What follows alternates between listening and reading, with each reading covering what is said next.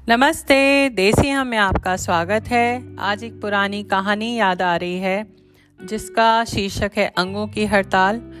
हड़ताल से हमें ज़्यादातर मजदूरों की हड़ताल ध्यान आती है, जो कि अक्सर विरोध और असंतोष जाहिर करने के लिए होती है, जिसमें कारखाने, दुकानें ये सब बंद होते हैं। पर अंगों की हड़ताल के बारे में मैंने अपनी बिटिया की एक किताब हुआ करती थी हिंदी, उसमें पढ़ा था।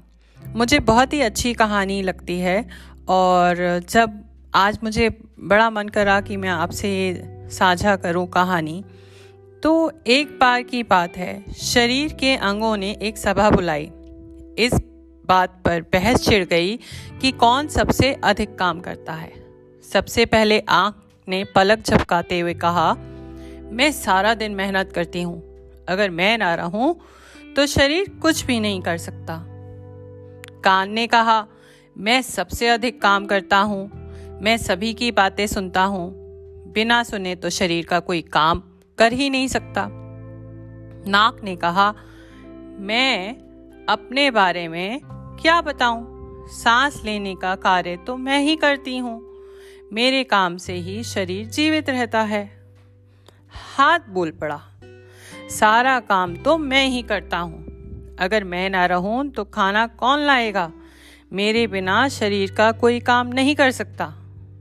पैर भी पीछे क्यों रहते, उन्होंने कहा, शरीर का भार तो हम ही सहन करते हैं, हमारे कारण ही तो शरीर खड़ा रहता है।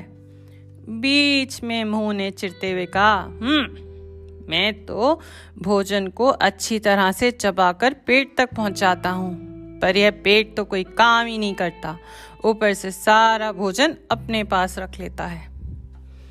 पेट ने सबको समझाया, मैं सारा खाना अपने पास नहीं रखता, तुम सभी को जरूरत के अनुसार खाना देता हूँ। पेट की बात से कोई सहमत नहीं हुआ और सभी ने हड़ताल करने का निश्चय किया। शरीर के सभी अंगों ने अपने अपने कार्य बंद कर दिए। 2-3 दिनों में ही सब अंगों की दशा खराब होने लगी, वे कमजोर पड़ने लगे, उनकी दशा पेट से देखी ना गई।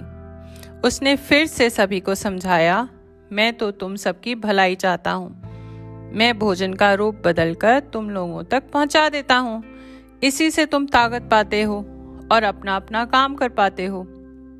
अब सभी अंगों को पेट की बात समझ में आ गई। उन्होंने हड़ताल खत्म कर दी और अपने अपने काम पर लग गए। शरीर के सारे अंग फिर से मिलजुल कर काम करने लगे। तो ये थी एक कहानी, अंगों की हड़ताल। तो जब तक हम मिलजुल कर हमेशा मेहनत से अपना कार्य करेंगे तो सब कुछ ठीक ठाक चलेगा।